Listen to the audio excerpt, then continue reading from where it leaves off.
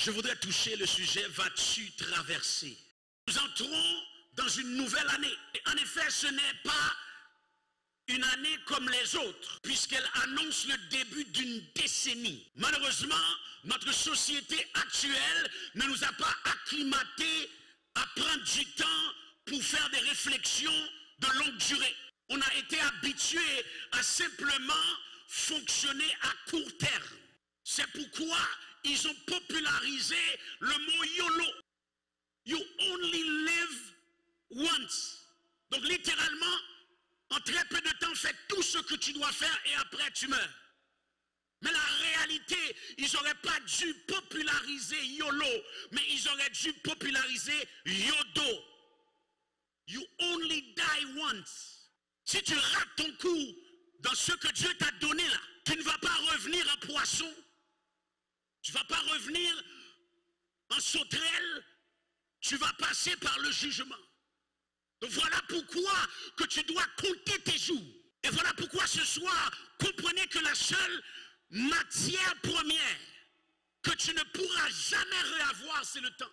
Et toi, tu as été habitué à voir court terme. Tu as été habitué à enjoy the moment. Mais le moment s'écoule et tu dois continuer ta vie. Cette année, je veux que tu vois dans 10 ans. Je veux que tu vois déjà 20-30. Parce que la réalité, c'est que l'Église ne nous a pas enseigné à planifier. Parce qu'on dit Jésus est là. Et on a mis sous le dos de Jésus. Parce qu'il est mort et ressuscité pour nous, pour qu'on ait la vie. Et on a oublié qu'il nous a donné aussi une tête. Si toi, tu peux perdre ton temps, je ne peux pas perdre le mien. Ce soir, vois déjà 20-30. Quel âge vont avoir tes enfants dans 20-30? Où est-ce que tu vas être dans 20-30? Parce que je veux changer la manière que vous réfléchissez. Vous devez apprendre à planifier à long terme. Parce que l'Église nous a habitués à planifier à court terme. Tes décisions à court terme vont affecter ta vie à long terme. Parce que ton aujourd'hui va déterminer ton demain. Parce que les projets que Dieu a sur vos vies, ce sont des projets de paix et non de malheur, avec un avenir et de l'espérance. Mais la réalité, c'est comment l'atteindre. Qu'est-ce que tu vois? Nous entrons dans une nouvelle décennie. Vas-tu traverser? Les chapitres que j'ai lus, ou les versets que j'ai lus, ce sont des versets qui exprimaient rapidement ce que le peuple d'Israël a passé. Ils étaient en esclavage et Dieu les a sortis de l'esclavage. Et Moïse, le serviteur de Dieu que Dieu a utilisé pour les sortir de leur impasse, Dieu va l'utiliser pour des choses extraordinaires. Et pendant qu'il va faire des choses extraordinaires, ils vont finir par sortir de l'esclavage. Dieu les a montré qu'il était un grand Dieu. Et ils sont sortis. Et voici qu'ils sont arrivés dans un carrefour. Ils étaient en face d'une mer et les Égyptiens qu'ils avaient laissés vont courir derrière eux pour les tuer. Vous êtes là avec moi? Et les Égyptiens sont en train de courir derrière eux pour les tuer. Et ils arrivent en face de la mer Rouge. Et ils ont paniqué. Ils ont paniqué. Ils ont dit, là, on va mourir. On va mourir. On a fait tout ça pour rien. On était en esclavage pendant plus de 400 ans. Et voici que maintenant, on est en face de la mer Rouge. Et les Égyptiens qu'on a réussi à sortir de leur emprise. Et maintenant, ils sont là derrière nous pour nous engloutir avant qu'on traverse la mer. Et en fait, comment qu'on va traverser la mer? Et Dieu va éclater sa gloire. Et la Bible nous dit ici, Moïse, dans le verset 13 d'Exode 14, Moïse va parler au peuple. Il dit, ne craignez rien, restez en place et regardez la délivrance que l'Éternel va vous accorder en ce jour. Et beaucoup d'entre vous, vous connaissez ces versets très bien, parce que plus loin, une parole qui est très familier pour les croyants, qui dit, l'Éternel combattra pour vous et vous gardez le silence. Et vont passer de l'autre côté. Et Dieu va éclater sa gloire en éliminant tous les Égyptiens. Lorsque les Égyptiens vont essayer de passer à travers l'eau, l'eau va les engloutir. Et le peuple était dans la joie. Il les avait sortis de l'Égypte pour rentrer dans la terre promise. Mais quelle catastrophe de voir que Dieu avait planifié qu'ils entrent dans la terre promise. Leur destinée, c'est d'atteindre Canaan, atteindre leur bénédiction, atteindre leur lieu de résultat. La terre où coule le lait et le miel. Toutes les gens qui étaient 20 ans et plus n'ont pas été en mesure d'entrer dans leur bénédiction. Ils sont morts dans le désert. Ils sont morts dans l'attente. Lorsqu'ils étaient en face de l'opposition de la mer Rouge, ils ont dit une phrase. Dites une phrase. Regardez la phrase qu'ils se sont dit. Dans le verset 12 d'Exode 14. Vous êtes là avec moi? N'est-ce pas là ce que nous te disions en Égypte? Laisse-nous servir les Égyptiens. Vous êtes là avec moi? N'est-ce pas là ce que nous te disions en Égypte? Laisse-nous servir les Égyptiens. Donc littéralement, laisse-moi vous mettre en contexte. Automatiquement qu'ils ont vécu l'opposition, ils ont voulu retourner en arrière.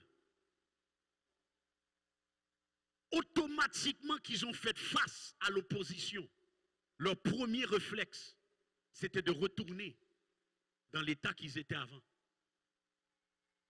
Comment quelqu'un, avec son bon sens, peut dire que je veux retourner dans l'esclavage?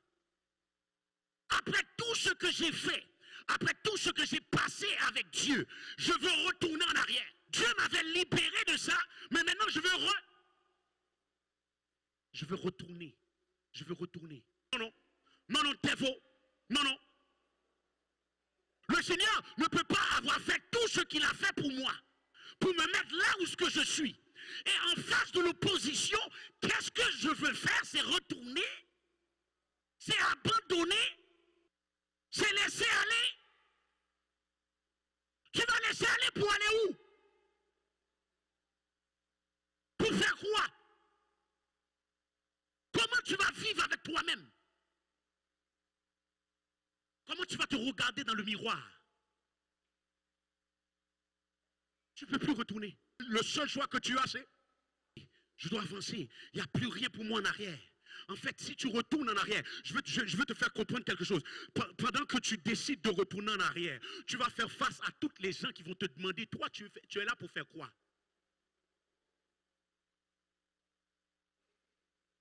Tu vas te mêler dans tes mots. Tu vas te mêler dans ton style. Tu vas te mêler dans tes manières.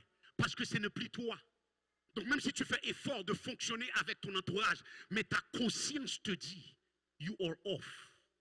Quelqu'un qui veut avancer, il n'a même pas le temps de voir qui ne veut pas avancer. Quelqu'un qui veut avancer, il n'a pas le temps de savoir avec qui qu'il va avancer.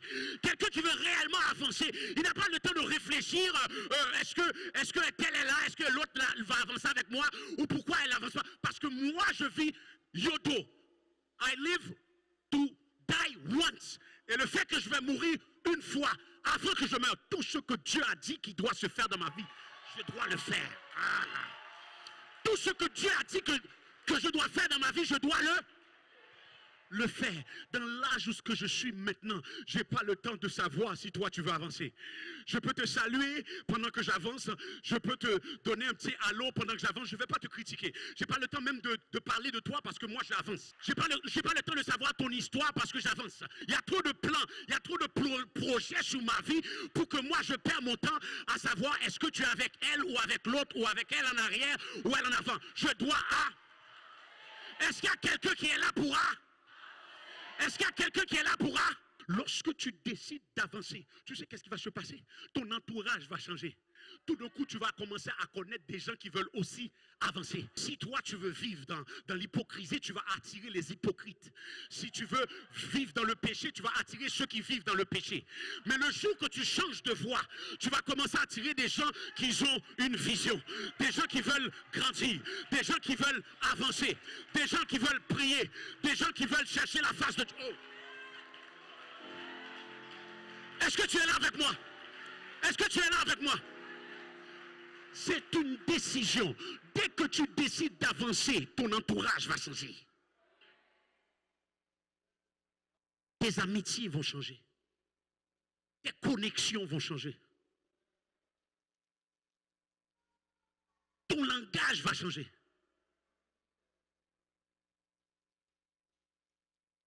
La réussite a un langage.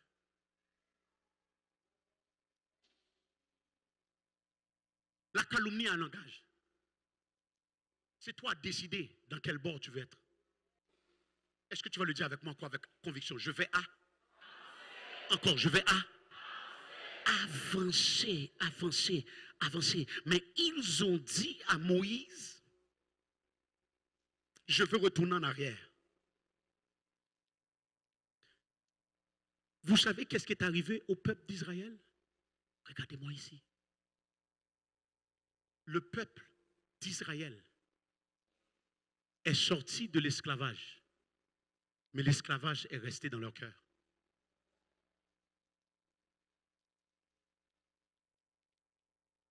Ils n'étaient plus esclaves, mais ils avaient l'esclavage dans leur cœur.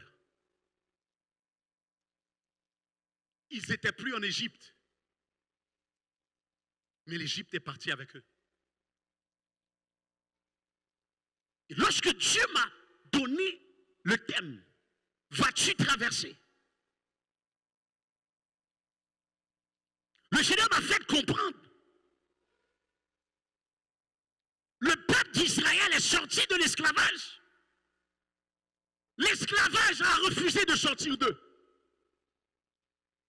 Leur mentalité est restée esclave. Leur attitude est restée esclave. Leur cœur est resté esclave. Quelle tragédie de sortir d'un niveau et refuser de monter plus haut. Quelle catastrophe de passer une saison et refuser de laisser la saison aller.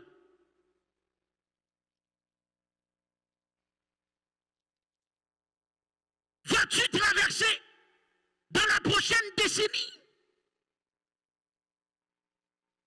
Écoute-moi, il y a des choses qui doivent rester dans cette décennie. Ton ancienne saison ne peut pas traverser.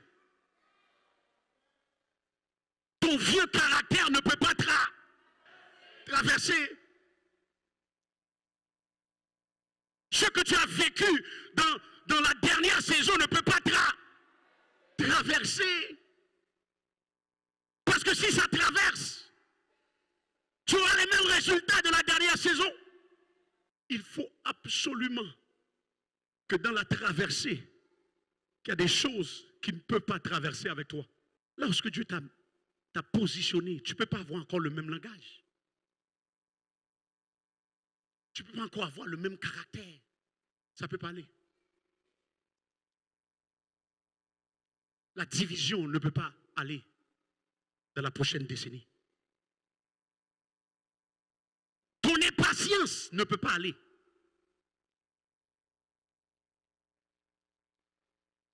Ton incapacité de rester stable en plein milieu de l'opposition ne peut pas passer. Ça doit rester. Non. Je disais cette semaine qu'on a un problème dans cette génération. L'instabilité. Cette génération veut tout sans souffrir. Dès qu'il y a un peu de problème, il n'y a plus d'alliance. L'alliance fait mal. Qu'est-ce qui est le signe de l'alliance? C'est coupure. et le sang se touchent. Donc dès que tu parles d'alliance, tu parles de douleur. Et cette génération ne peut pas souffrir. Dès que c'est trop dur, qu'est-ce qu'ils font? Dès qu'il y a de l'opposition, qu'est-ce qu'ils font? Dès que ça ne fait pas ton affaire, qu'est-ce que tu fais? Mais la vie n'est pas faite de ça. Dans la nouvelle décennie, tu dois avoir la constance. Tu ne peux pas être juste constant lorsque ça va bien.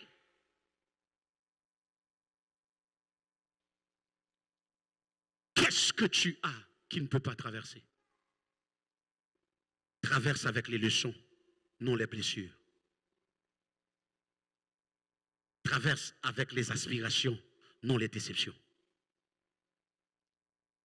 Traverse avec les résolutions, non les trahisons.